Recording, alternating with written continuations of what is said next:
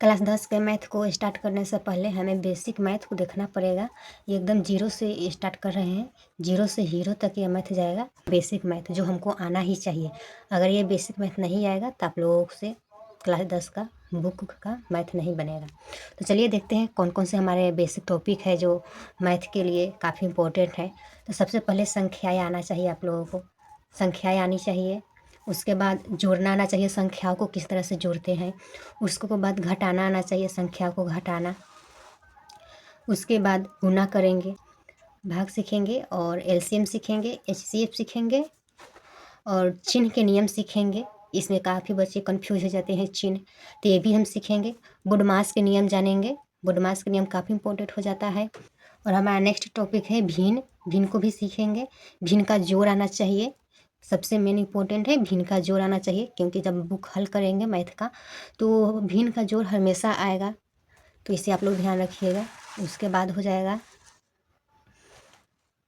उसके बाद आएगा भिन्न का घटाना भी आना चाहिए, भिन्न का गुना आना चाहिए, भिन्न का भाग आना चाहिए। उसके बाद सीखेंगे गुणनखंड, वर्गमूल भी सीखेंगे,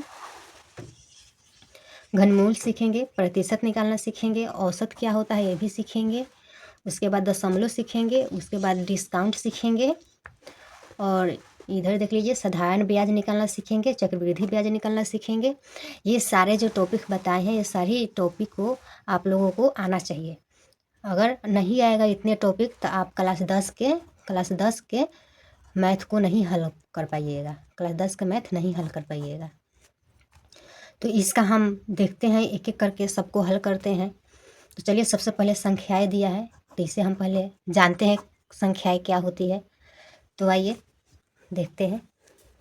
देखिए फर्स्ट है हमारा टॉपिक नंबर 1 संख्याएं। तो संख्याएं हमने लिख लिया। संख्याएं कितने प्रकार के होते हैं, तो संख्या बहुत प्रकार की होती है। चलिए हम संख्याएं एक एक करके देखते हैं।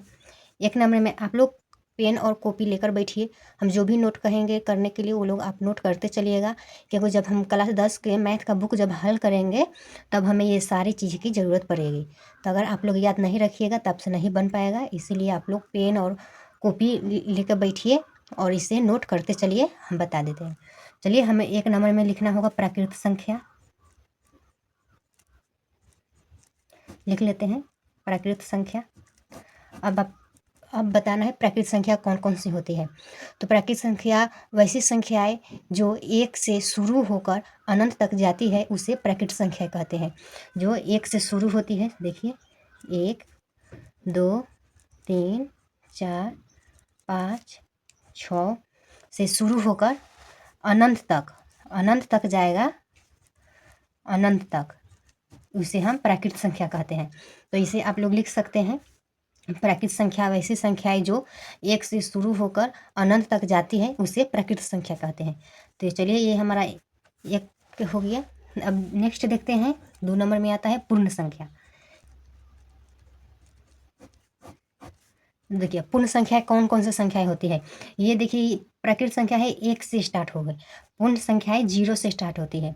तो 0 से लेकर अनंत तक जाए उसे हम पूर्ण संख्या कहते हैं। इसमें 0 नहीं है, प्राकृत संख्याएं 0 से नहीं ली जाती है और पूर्ण संख्याएं 0 से स्टार्ट होती है। तो देखिए 0 1 2 3 4 5 6 डॉट अनंत तक जाए, अनंत तक, इसे हम पूर्ण संख्या कहते हैं। तो पूर्ण संख्या कौन सी संख्याएं हो जाएगी, वैसी संख्याएं जो 0 से शुरू होकर अनंत तक जाए उसे हम पूर्ण संख्या कहते हैं। नेक्स्ट हो जाएगा पूर्णांक संख्या। ये सब काफ़ी इंपॉर्टेंट क्वेश्चन है, आप लोग नोट करते चलिए। पूर्णांक संख्याएं लिख लेते हैं, पूर्णांक संख्याएं। तो पूर्णांक संख्या वैसे संख्याएं होती है जो एक, मान लीजिए यहाँ 0 है, ठीक, और पूर्णांक संख्याएं में 1 भी आएगा, प्लस का 2 प्लस का 3, इस तरह से डॉट अनंत तक चले जाएगा। मान लीजिए यह अनंत तक,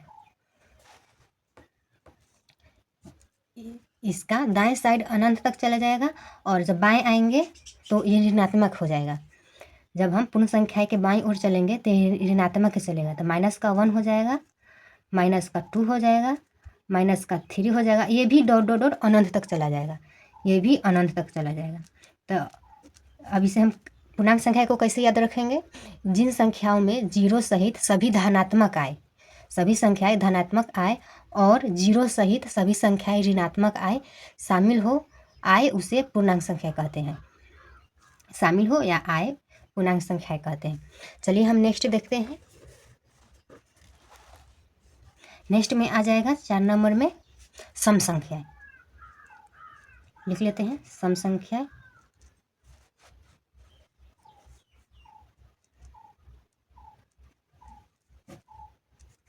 सम संख्या, तब सम संख्या कौन कौन सी होती है सम संख्या? तो 2 हो जाएगा सम संख्या, 4 हो जाएगा, 6 हो जाएगा, 8 हो जाएगा, 10। इस तरह से डॉट डॉट डॉट ये भी अनंत तक चला जाएगा, ये भी अनंत तक जाएगा। तो सम संख्या को इस तरह से याद रखेंगे, जो 2 से पूरी तरह विभाजित हो जाए, जो 2 से दी गई संख्याएं जो हो वो 2 से पूरी तरह विभाजित हो जाए उसे हम सम संख्या कहते हैं। जो दी गई संख्या 2 से विभाजित हो जाएगा उसे हम सम संख्या कहते हैं। चलिए हम नेक्स्ट देखते हैं। 5 नंबर में आ जाएगा विषम संख्या। विषम संख्या भी याद करना जरूरी होता है। लिख लेते हैं विषम संख्या। देखिए विषम संख्या कौन सा हो गया जाएगा? तो विषम संख्या 3 है, 5 है, 7 है, 9 है। इस तरह से डॉट डॉट डॉट डॉट ये भी अनंत तक चला जाएगा। कहाँ तक? ये भी अनंत तक चला जाएगा। तो विषम संख्याएं इसे किस तरह से याद रखेंगे? विषम संख्या कौन सी होती है? तो विषम संख्या याद रखने का रखिएगा, जिस संख्या में 2 से पूरी तरह भाग, जो संख्या में 2 से पूरी तरह भाग नहीं लगे उसे विषम संख्या कहते हैं। इसमें 2 से भाग पूरी तरह नहीं लगेगा, इसे भाग लगाएंगे तो 1 से बच जाएगा। तो जो संख्याएं 2 से पूरी तरह भाग नहीं लगे या विभाजित नहीं हो उसे हम विषम संख्या कहते हैं। तो चलिए ये सब नोट करते चलिए आप लोग, क्योंकि जब बुक हल करेंगे तो इसका ज़रूरत पड़ेगा, तो आप लोगों को ये सब याद होना चाहिए। नेक्स्ट आ जाएगा हमारा भाज्य संख्या। भाज्य संख्या क्या होती है? तो भाज्य संख्या वैसी संख्या जो स्वयं से और एक और अन्य से भी विभाजित हो जाए उसे हम भाज्य संख्या कहते हैं। चलिए देखते हैं कौन कौन सा हो जाएगा भाज्य संख्या। तो 4 हो जाएगा। देखिए 4 से भी भाज्य हो जाएगा। 4 है तो 4 से भी भाग चला जाएगा, 1 से भी चला जाएगा और अन्य 2 से भी चला जाएगा। इसमें भाग 1 से जाएगा और 2 से भी चला जाएगा और 4 से भी चला जाएगा। देखिए 1 तो है ही, 2 भी है और 4 से भी चला जाएगा। तो भाज्य संख्या वैसी संख्या जो स्वयं और एक और अन्य से भी विभाजित हो जाए उसे भाज्य संख्या कहते हैं। तो ये 4 हो जाएगा, 8 हो जाएगा, 9 हो जाएगा, साफ साफ लिख देते हैं, 12 अनंत तक ये भी चला जाएगा। तो भाज्य संख्या को किस तरह से याद रखिएगा, जिस संख्या में स्वयं और एक और अन्य से भी भाग चला जाए उसे हम भाज्य संख्या कहते हैं। और नेक्स्ट आ जाएगा हमारा 6 नंबर में अभाज्य संख्या। आप लोग नोट करते चलिए, अभाज्य संख्या। 90% मार्क्स लाना है मैथ में तो बेसिक तो पहले देखना पड़ेगा। तो भाज्य संख्या वैसी संख्या होगी जो एक या स्वयं से विभाजित हो। चलिए देखते हैं। ये 1 हो जाएगा, 2 हो जाएगा, 3, उसके बाद 5 होगा, 7 हो जाएगा, 11 डॉट डॉट डॉट। इस तरह से ये भी अनंत तक चला जाएगा। ठीक, तो इससे हम किस तरह से याद रखेंगे? अभाज्य संख्या वैसी संख्या जो एक या स्वयं से विभाजित हो। देखिए इस 1 को हम 1 से ही विभाजित कर सकते हैं या स्वयं में ही विभाजित है। उसके बाद 2 को हम 2 से विभाजित कर सकते हैं या 1 से भी विभाजित कर सकते हैं। और 3 है तो 3 1 मरतबे भी जा सकता है और 3 मरतबे भी जा सकता है। तो जो संख्याएं स्वयं और 1 से विभाजित हो उसे अभाज्य संख्या कहते हैं। तो इस तरह से इसे भी याद रखिएगा, अभाज्य संख्या। चलिए नेक्स्ट देखते हैं। नेक्स्ट आएगा परिमेय संख्या।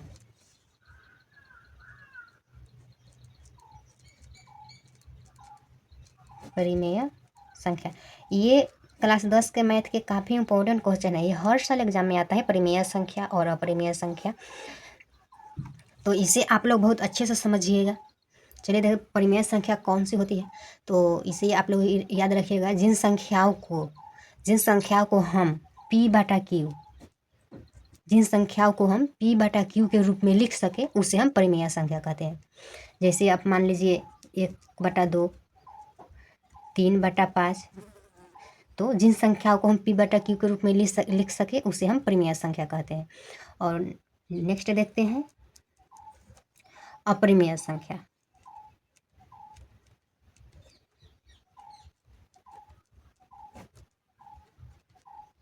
अपरिमेय संख्या कौन सी अपरिमेय संख्या हो जाएगी, इसे कैसे याद रखेंगे? वैसी संख्याएं जो रूट के अंदर हो, वैसी संख्याएं जो रूट के अंदर हो, कोई भी संख्या हो रूट के अंदर जो भाग न लगे यानी अभाज्य हो, वैसी संख्याएं जो रूट के अंदर हो और अभाज्य हो उसे हम अपरिमेय संख्या कहते हैं। तो आप लोग याद रखिएगा, जैसे कि मान लीजिए जैसे √3 हो जाएगा, √5 हो जाएगा। देखिए ये स्वयं भाज्य है, यह स्वयं से भाग लगेगा यानी ये अभाज्य संख्या है।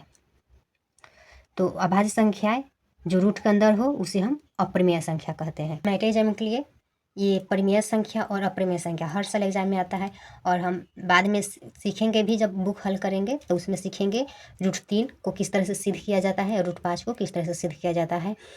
तो आप लोग बने रहिए। टॉपिक 1 संख्याएं हमारा क्लियर हुआ। अब हम नेक्स्ट टॉपिक देखेंगे जोड़, संख्या को किस तरह से जोड़ा जाता है। तो चलिए देखते हैं नेक्स्ट टॉपिक जोड़। तो चलिए जोड़ को हम बहुत बारीकी से एकदम समझ लेते हैं। आता है तो फिर भी देखिए आप, और ना आता है तो आप सीखने का प्रयास कीजिए। तो देखिए 6 है हमारा, तो हम बिल्कुल आसान तरीके से समझेंगे। तो 6 है तो आप यहाँ 6 लाइन खींच लीजिए, 1 2 3 4 5 6।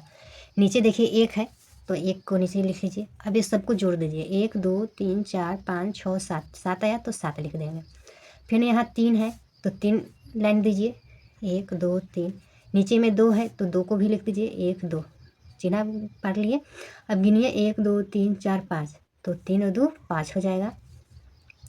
अब ऊपर में 2 है, नीचे में 4 है, तो चलिए हम 2 पहले चिन्ह पढ़ लेते हैं, उसके बाद 4 है तो 4 पढ़ेंगे, 1 2 3 4। तो गिनिए 1 2 3 4 5 6 है, 4 2 कितना हो जाएगा 6। अब इसमें देखिए 3 है तो 3 चिन्ह पढ़िए, 1 2 3, और नीचे 6 है तो 6 को चिन्ह पढ़िए, 1 2 3 4 5 6। पूरा का जोड़िए, 1 2 3 4 5 6 7 8 9 हुआ, तो 3 और 6 कितना हो गया 9 हो गया। इस तरह से हमारा ये बन गया। और इसी तरह से ये है जोड़ भी है, तो ये हासिल वाला जोड़ है, ये बहुत आसान है। ये हासिल वाला जोड़ है, ये भी आसान ही होता है। चलिए एक बार देख लेते हैं इसको भी। 7 है तो 7 चिन्ह पढ़ेंगे, 1 2 3 4 5 6 7। 6 है तो 6 चिन्ह पढ़िए, 1 2 3 4 5 6। पूरा का जोड़िए, 1 2 3 4 5 6 7 8 9 10 11 12 13 आया, तो 13 आया ना। तो ये दाएं वाला अंक है ना, इसे हम यहाँ पे लिखेंगे, और ये 1 है ना, इस वो 1 हम हासिल देंगे, इस 1 को हासिल देंगे, और इस वाला 3 को हम यहाँ पे लिख देंगे। यानी दाएं वाला अंक को हम लिख लेंगे और बाएं वाला अंक को हम हासिल दे देंगे। तो चलिए अब इससे जोड़ते हैं। 1 है तो इस 1 को हम लिखेंगे, इस 1 को हम जोड़ेंगे, 1 और 6 है तो 6 पारिए, 6 को अंक पारिए, 1 2 3 4 5 6। 3 है तो 3 पारिए, 1 2 3 हो गया। अब पूरा का जोड़ दीजिए, 1 2 3 4 5 6 7 8 9 10 आया, तो 10 आया ना, तो इस वाला अंक को हम यहाँ पे लिखेंगे और इस बाएं वाले अंक को हम हासिल देंगे। तो अब इसे फिर से अब आया है 1 तो 1 लिख लेंगे।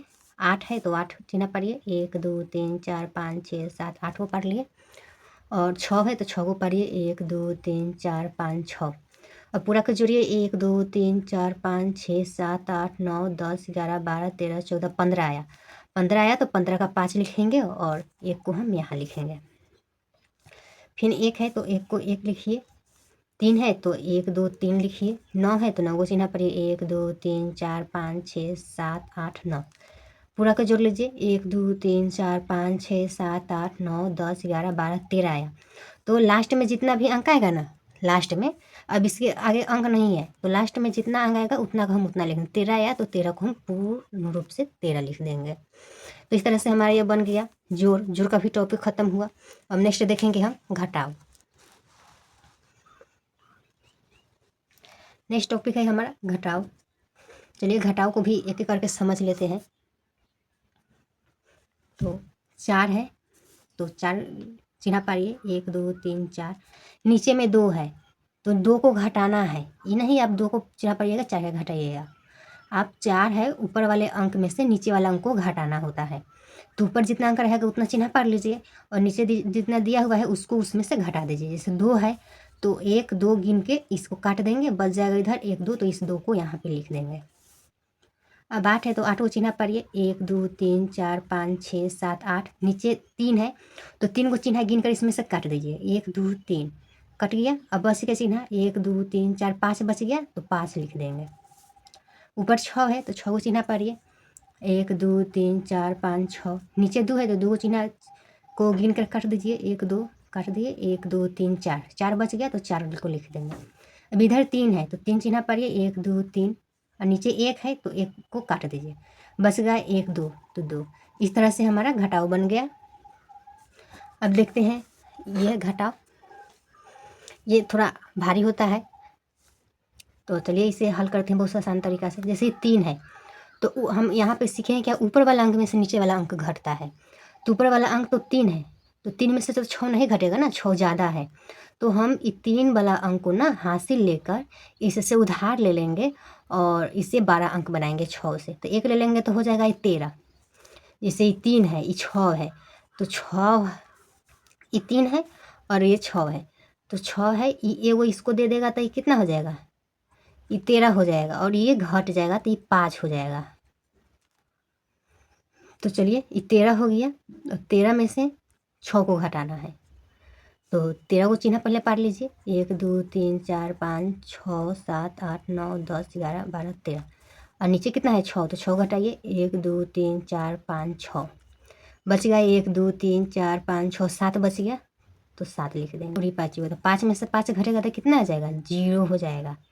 इसमें हासिल लेने की जगह 5 में से 5 घटा, मान लीजिए 5 मेरे पास था और 5 किसी को हम दे दिए थे, हमारे पास 0 बच गया तो 0 हो गया। उसी तरह से यहाँ 4 है और नीचे भी 4 है तो ऊपर नीचे का अंक बराबर होगा तो 0 हो जाएगा। देखिए 0 हो गया। अब इधर 8 है और 6 है तो 8 को चिन्ह पढ़ लीजिए, 1 2 3 4 5 6 7 8, और 6 है तो 6 को घटा दीजिए, 1 2 3 4 5 6, तो बच गया 1 2, तो 2 लिख लिए। तो इस तरह से ये भी बन गया। हमारा नेक्स्ट टॉपिक है गुना। तो चलिए गुना को बहुत आसान तरीके से करते हैं, क्योंकि मैथ बनाने के वक्त क्लास 10 का मैथ जब हल कीजिएगा तब गुना का हर एक में गुना, जो भी क्वेश्चन हल कीजिएगा उसमें गुना आएगा ही आएगा। तो चलिए इसे हम हल करते हैं। देखिए 2 का पहाड़ा 6 दा पढ़िए या 6 का पहाड़ा 2 दा पढ़िए, ये नीचे गुना करने के लिए होते, इससे हम इस पूरे में गुना करेंगे, यानी 2 का पहाड़ा हम इस सब में पढ़ेंगे। तो यहाँ बोल रहा है 2 का पहाड़ा हमको 6 दा पढ़ने के लिए, यहाँ 6 लिखा हुआ है, यानी 2 का पहाड़ा हमको 6 दा ही पढ़ना है, इससे ज़्यादा नहीं पढ़ना है। तो पढ़िए, 2 का 2 दूनी 4, 2 ते 6, 2 चौका 8, 2 पचा 2 छक 12 होता है। 2 छक 12 होता है तो का अंक जो है उसे हम लिख लेंगे और 22 सेंट का अंक हासिल में देंगे। अब इस तरह से 2 का पहाड़ा 4 दा पढ़िए, 2 का 2 दूनी 4, 2 ते 6, 2 चौका 8 और 1 जोड़ दीजिएगा तो 9 हो जाएगा। 2 का पहाड़ा 3 दा पढ़िए, तो 2 का 2 दूनी 4, 2 ते 6, यानी इसका आंसर हो जाएगा 6 से 92। उसी तरह से ये है, जिस तरह से इसमें दूध से सब में हल किए उसी तरह से इस दूध से भी इस सब में हल कीजिए। 2 का पहाड़ा पढ़ेंगे 2 मर्त, इससे हम अभी नहीं पढ़ेंगे, इसको हम बाद में हल करेंगे। पहले हम इससे हम इसमें गुना कर लेंगे, 2 से इस सब में गुना करेंगे, पहले हम इस 2 से इस सब में गुना करेंगे, ठीक है।